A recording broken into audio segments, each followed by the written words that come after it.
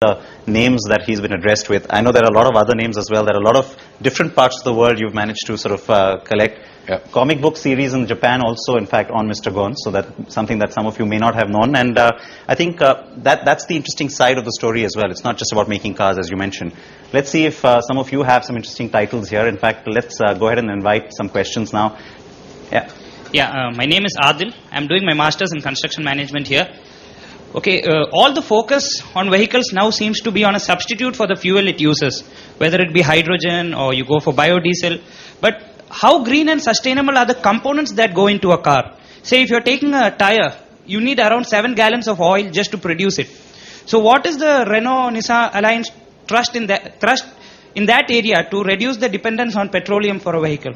Yeah, I think it's a good question. But you know, we start with the most important consumption, important consumption of oil. It's true that you're using oil to make tires, you're using oil to make from time to time plastic, you're using etc. But the biggest consumption of oil goes through gasoline in the car. And if you can start by substituting gasoline with another combustion system, and in our opinion, I think electricity is going to play a big role. Probably hydrogen is going to play the second biggest role.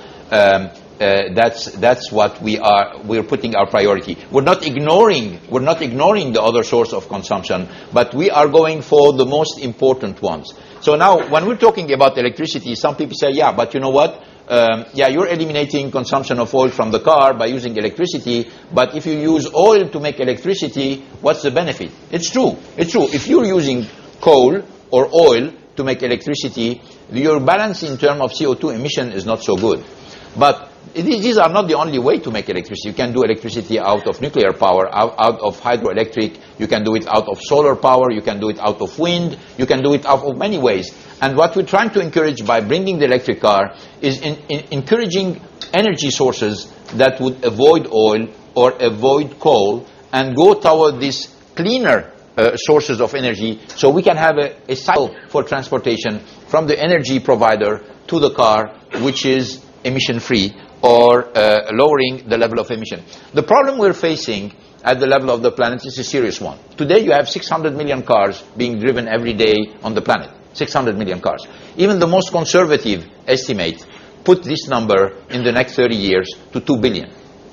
Okay? So, I mean, why? Because, you know, China is developing, and India is developing, and Brazil is developing, and you're going to have African countries developing, and you have Indonesia coming, and you have Vietnam and Iran, and all these countries which are heavily populated. There is no reason that they're going to have a level of automation which is much, much lower than the one that we are seeing in an average European country, which is about 600 cars per 1,000 inhabitants. So tripling the number of cars on the planet is something which is a reasonable assumption. You're not going to accept, the planet cannot accept tripling this amount if somehow we don't have solutions where you have zero emissions. If somehow you don't have solutions where you can drive car without using oil.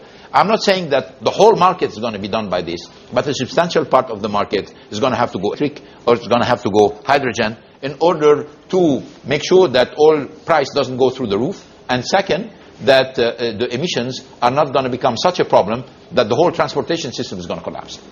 All right, now unfortunately I have to cut this session short just a little bit because we have plenty more, of course, to discuss with Mr. Ghosn. Lots more questions from the students here as well.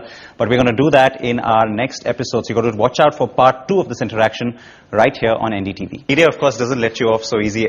They never do, I know. The media keep asking the question until they get the answer they want. And sometimes they still keep asking it.